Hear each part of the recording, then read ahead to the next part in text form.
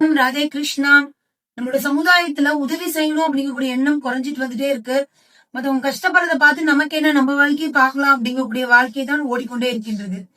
ரொம்ப ஒரு அழகான விஷயம் நீங்க புரிஞ்சுக்கிற வகையில் ஒண்ணு சொல்லணும் அப்படின்னா, ஒரு விவசாயி ஒரு கிராமத்துல மனைவியோட வாழ்ந்துட்டு வர்றாரு. அவருக்கு ஒரு பெட் அனிமல்ஸ் அப்படிங்கிற வகையில மாடு, ஒரு பன்னி, அதே மாதிரி ஒரு வாத்து வளர்த்துட்டு வந்துட்டு இருக்காரு. அப்புறம் அங்கேயும் ஒரு மூலையில பாத்தீங்கன்னா ஒரு எலியும் ஒரு பாம்பும் அந்த அந்த ஓரமா வளர்ந்துட்டு வந்துட்டு இருக்கு. சோ இத அந்த மிருகங்கள் எல்லாமே அப்பப்ப சேர்ந்து பேசிக்கிற வழக்கங்கள் எல்லாம் உண்டு. ஏதாவதுன்னா ஒரு மீட்டிங் மாதிரி ஒரு அழகா ஜாலியா பேசிக்குவாங்க. இப்ப என்னன்னா, ஒரு நாள் அவருடைய மனைவி இந்த எலி இருக்கிறத பார்த்துட்டு, எலி இத கொண்டுட்டா பிரச்சனை இல்ல அப்படின்னு முடிவு பண்ணி, அவங்க அடுத்த நாள் ஒரு எலி பொறி வாங்கலாம் அப்படின்னு ஒரு ஐடியா பண்ணிட்டு இருக்காங்க. இத முடிச்சிடணும் அப்படின்னு சொல்லிட்டு, இந்த எலி வேகமா ஓடி போய் இந்த நண்பர்கள்ட்ட இந்த விஷயத்த சொல்லுது. இந்த மாதிரி நம்ம இறந்துட போறோம் அப்படின்னு சொல்லிட்டு, நீ சாக போற, உனக்கு நாங்க ஏன் கஷ்டப்படணும்? அதுக்கே எங்களை எல்லாம் கூப்பிட்டு பேசிட்டு இருக்கேன்னு சொல்லிட்டு அவங்கள அசால்ட்டா விட்டுட்டாங்க. சரி, இந்த எலி இந்த ஊரை விட்டு தப்பிச்சு ஓடி போயிருச்சு. இப்ப அடுத்த நாள் அந்த பாம்பு அங்க இருந்துச்சு இல்லையா?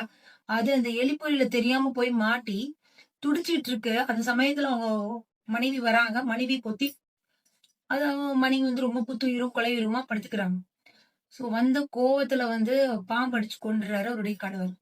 இப்ப என்ன ஆயிடுச்சுன்னா, அதுக்கப்புறம் மருத்துவர் சொல்றாரு, ஒரு வாத்தோட ரத்தம் கிடைச்சதுன்னா கொஞ்சம் ஹெல்ப் பண்ணுங்க, ஆனா காப்பாத்துறது கொஞ்சம் கஷ்டம் தான் சொல்லிடுறாரு.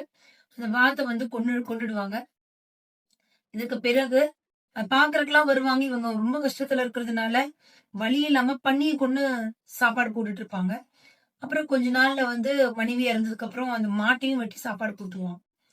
இப்ப எல்லா அனிமல்ஸுமே இறந்துருச்சு. என்ன உங்களுக்கு புரியுது அப்படின்னா, நம்ம ஒருத்தரோட ஒருத்தர் சார்ந்து இருக்கிறோம். ஒருத்தர் எப்படி போனா எனக்கு என்ன, நான் நல்லா இருந்தா போதும், என்னுடைய குடும்பம் நல்லா இருந்தா போதும் அப்படிங்கிற எண்ணம் இல்லாம, எல்லா உயிரும் இன்புற்றிருக்க நினைப்பதுவே இல்லாமல் வேறொன்றும் அறியேன் பராபரமே அப்படிங்கிற ஒரு விஷயம் தாய்மான சுவாமிகள் சொல்லியிருக்கிறார்.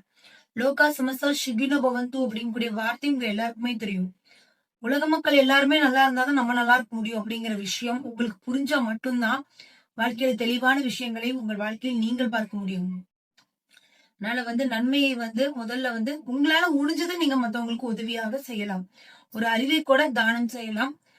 பகவத்கீதா வகுப்பு உங்க எல்லாருக்குமே தெரியும். இலவச வகுப்பு தினசரி காலை 6:30 மணி முதல் உங்களுக்கு ஒரு 8 மணி வரைக்கும் இருக்கு. அழகா நீங்க வீட்டு வேலைகள் பார்த்து கொண்டே நீங்க இந்த வகுப்பினை அட்டன் செய்யலாம். பல பேர், ஆயிரக்கணக்கான பேர் அட்டன் பண்ணிட்டு இருக்காங்க. மன அழுத்தத்துல இருந்து வெளியில வந்துட்டு இருக்காங்க. நீங்களும் வெளியில வரணும், வாழ்க்கையில பயனடையணும்னு நினைச்சீங்கன்னா கீழே இருக்கக்கூடிய அந்த போன் நம்பருக்கு கான்டாக்ட் பண்ணுங்க. உடனடியா வகுப்பில் சந்திக்கலாம். நன்றி.